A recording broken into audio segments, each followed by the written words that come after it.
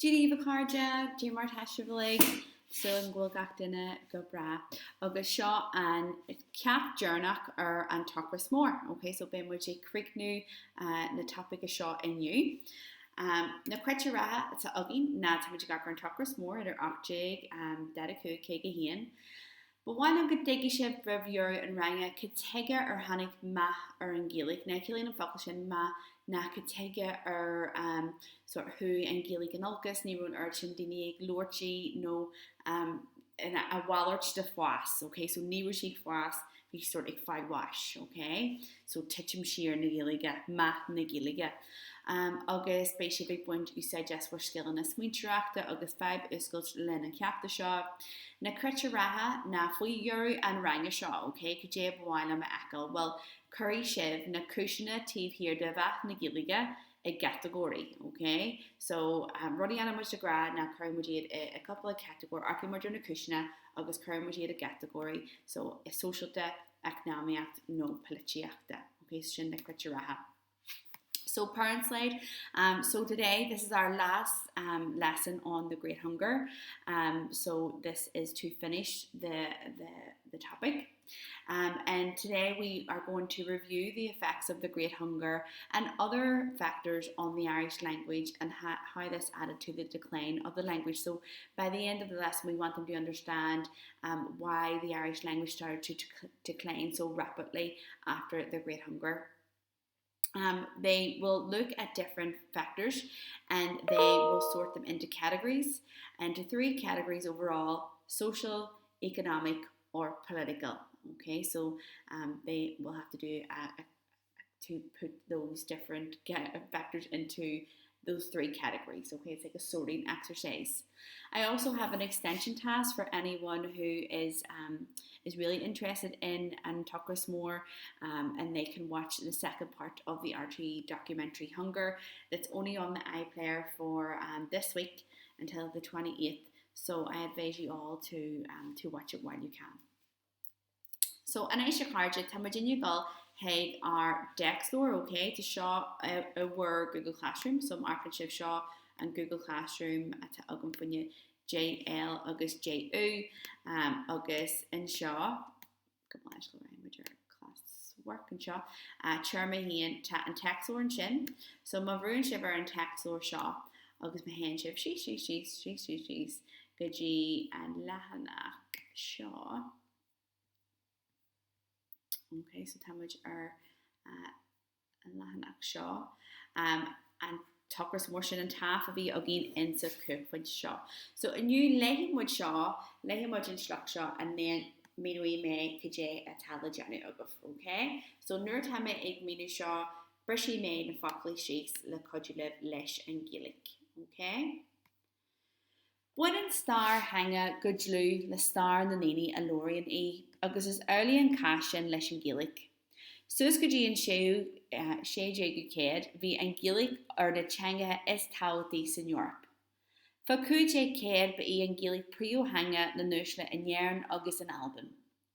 And ye Kakan Talia, a Shea Jagus a Hien, Bikakmotion, August Emmak the nearly, a Shea Jagus a shaft. Curu Jeruga Jaw, Leshin Shan, Chorus Gaeilge. So Killing Shin, and ye Shea Jagus a shaft, Nero and Yaran, be Jaliha. Hasana a vein, vi nismo bemer and Gaeilge book of foil, vi and Gaeilge mar prio hang in the nini. Leshin Flandai, Logos Ahru and Fubble a Harla, Trajan Shakjagu Ish, Vedi Kuth and Verla and August and Hushkart Nishira. Cur factus crummel, Koguri Liam, August na Pendliha Alane, Jerry Leshin Usak Magilak, so Killing Shin. And ye na Ruddy Shaw like Neil Shawdy for Hanya and Tasha, but in ye na Himakli Shaw like a Rin Mudged and Cudge Smo, be Nero and Urchin Gilgary, into Usel Akma, the Killing and Us Akma na Dini Sevra, Dini le cooked, okay, so any Asian like the Ahru, August be nice mode in the Gael, Bocked, August Gan status, Gan cooked. Burlery a vis and us akma nua. So us akma marderchme, dini le talu, dini le cook, dini le severus, okay, so burlery den cordis mo a vi in snadini shin anish.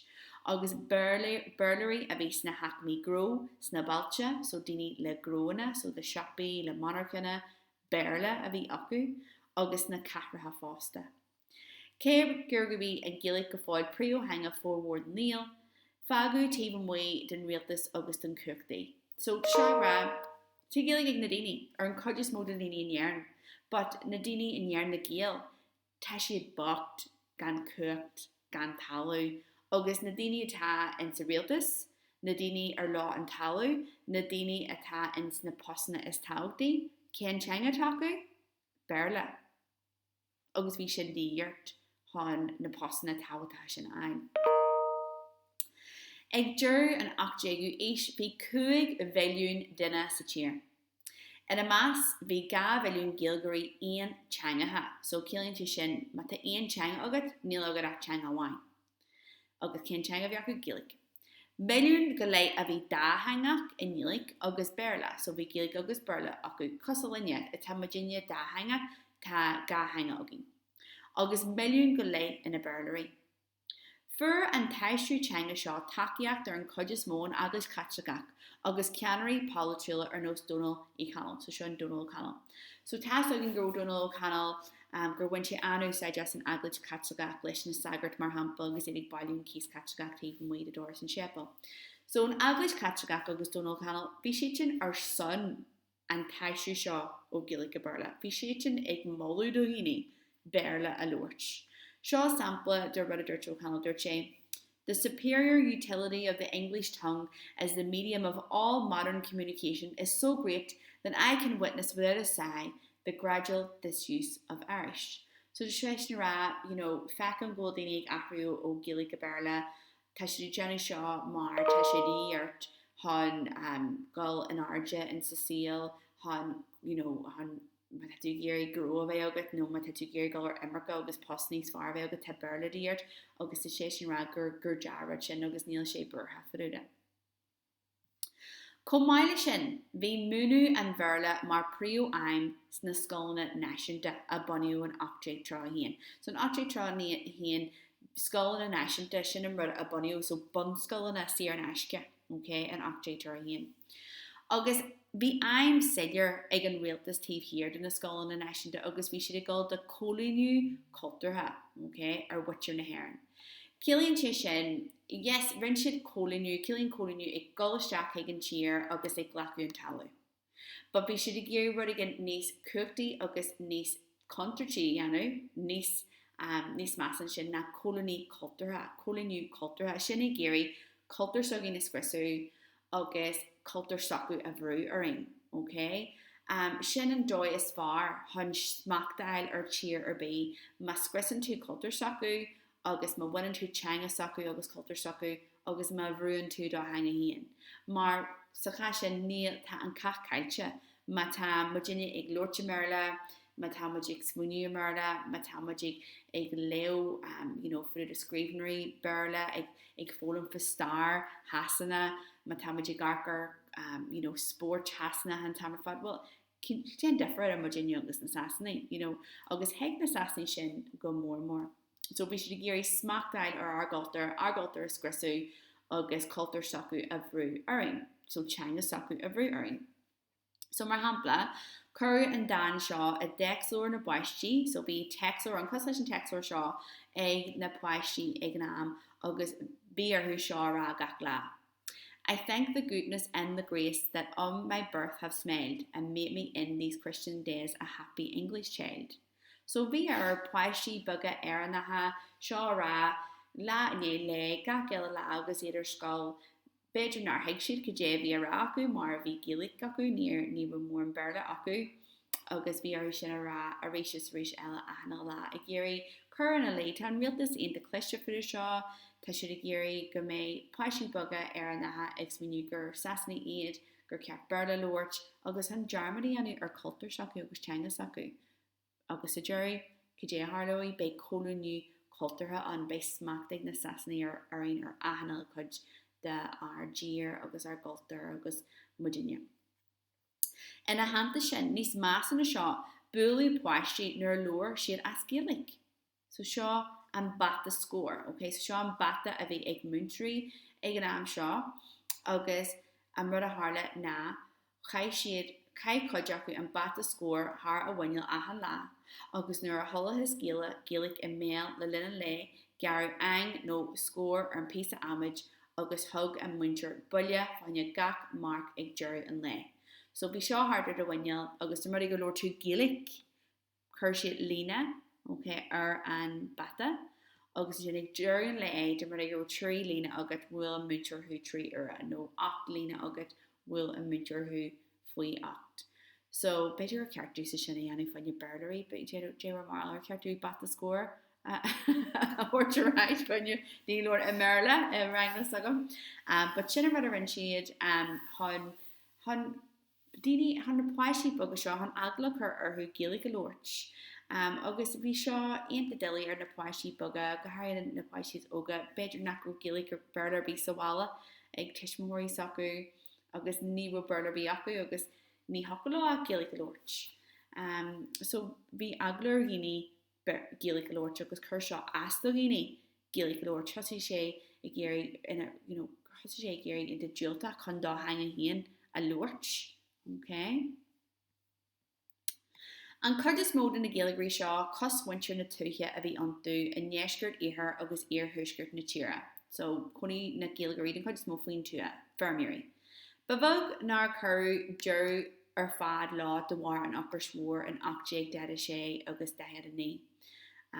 So really be an tOcras mór tubasteach do Gaeilge, okay? Mar náid an jarma cé a bhfuair buasal an upper swór na daoine is buachta agus cén teanga a bhí ag na daoine is buachta Gaeilge. De réir an daon armh agus álas eile daon armh sin an ag deanna contas ar méid daoine sa tír. Master go raibh níos mó na 8 milliún duine ina gcónaí in dhearn roimh an tOcras mór. Faoin bliain 8 bhí thar fa 2 mhilliún, agus het seo arís go dtí 4 milliún fa 9 So thu muid ó 8 milliún go dtí 2 mhilliún go dtí 4 mhilliún. Léir an daon armh an 8 de híon, so just couple of bliain ar thosaí an gcorta, gurbí an Gaeilge an céad teanga a bhí ag breis 4 mhilliún duine in dhearn. So ag an am seo an 8 de híon 4 mhilliún ag Lorch in Gaeilge lá in leis an príomh hangas acu. Agus fan bliain 8 nó híon, ní dúirt ach 608 míle duine gro Gaeilge acu. Arc ar an differ. Arc ar 4 mhilliún go dtí 608 míle.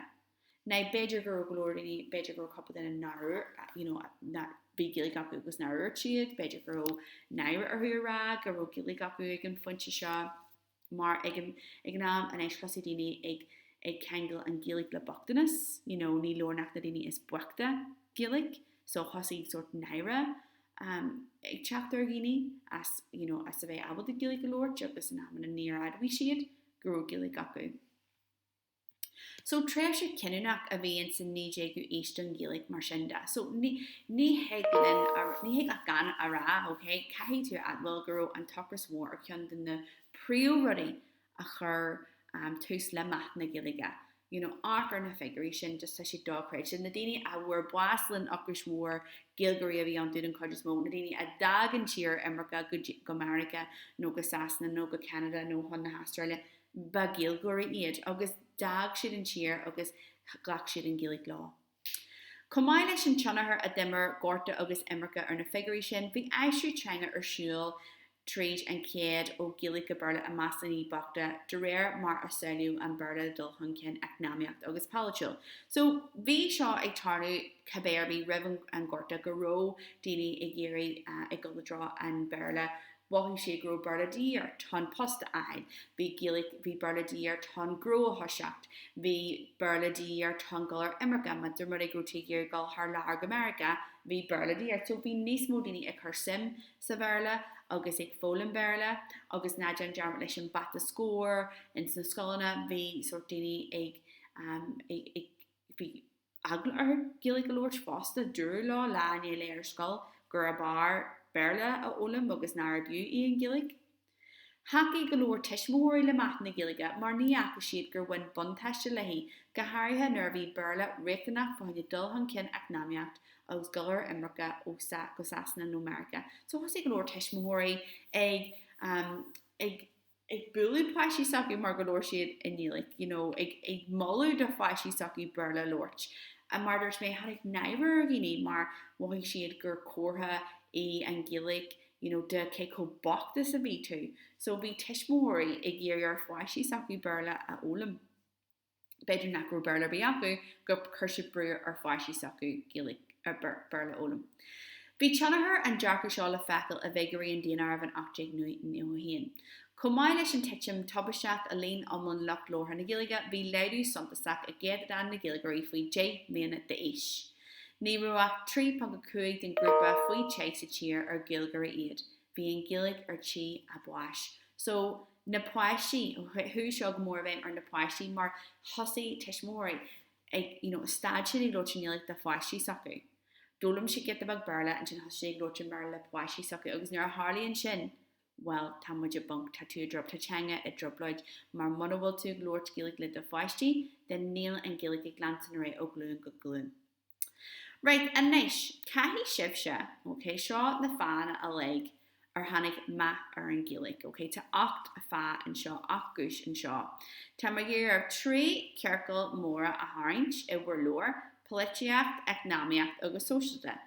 Cilíonn socialta just hang chur acrama socialta buin seo le daoine, politiacht buin seo leis an rialtas agus an rí, economiacht buin seo le cursaí airgid.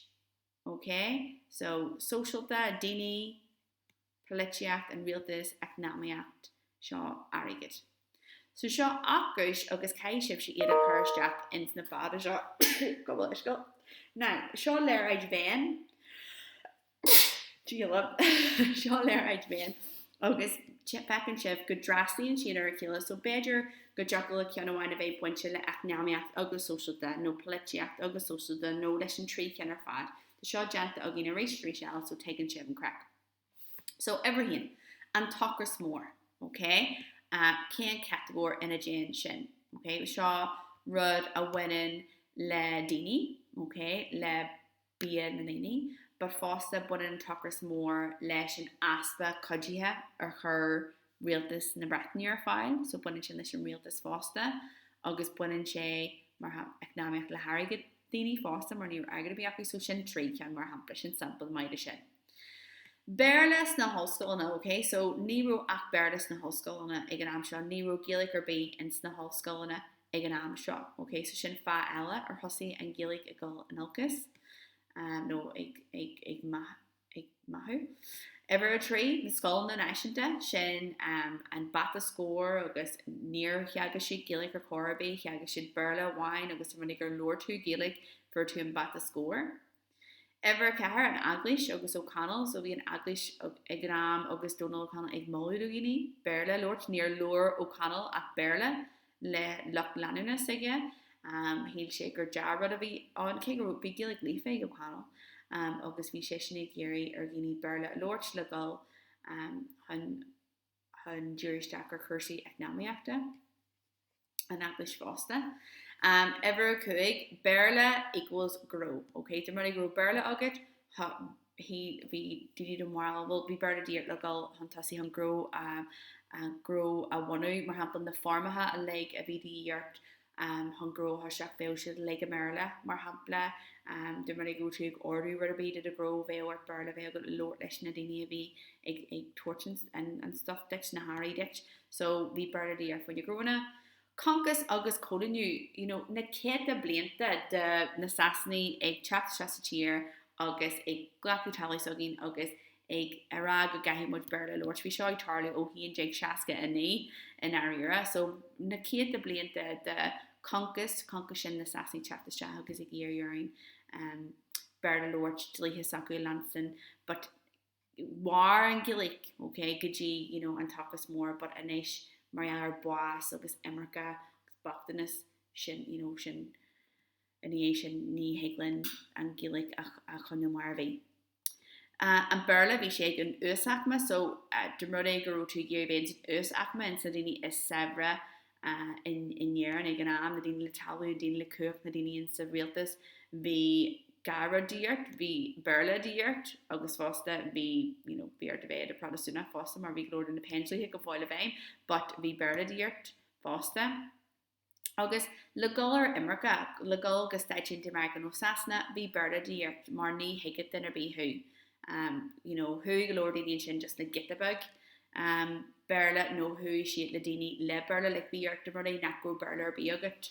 Beidir gur hanú Canamar agus ní nuair focail berla bí agat hu tú le duine le gitabug berla chun tú chuinil geart mar nuair bhí tú ceannach ticket nó ag glóir leis níar na báid. Nerd bhí tú ar Ellen Ellis agus bhí tú géir go fríd de visa eil bhí berla díart. So tá ach gosin seo tá mé dhéar iad a chuirste na bhí burfad a seo pe an neabhar sin an trí categór, pleitiacht, economiacht agus socialta. Agus má a dinar bí i géirí chur mé nás cé chlár feisneise an tOcras mór agus heag libh an darna chuid den chlár feisneise heag le brathnaí ar sin just ar wahead a simní garí for a bí a scríomhúda sin just mar taspag sin de gnar bí bhfuil sim acu sa topic seo. Ok, tá sú go goró sin na chodú má ceisnar bí agad BPJ beolih ar tríd rang beo agus héad má ceisnar bí agad heag libh a chur ar. Ok, mór chuide.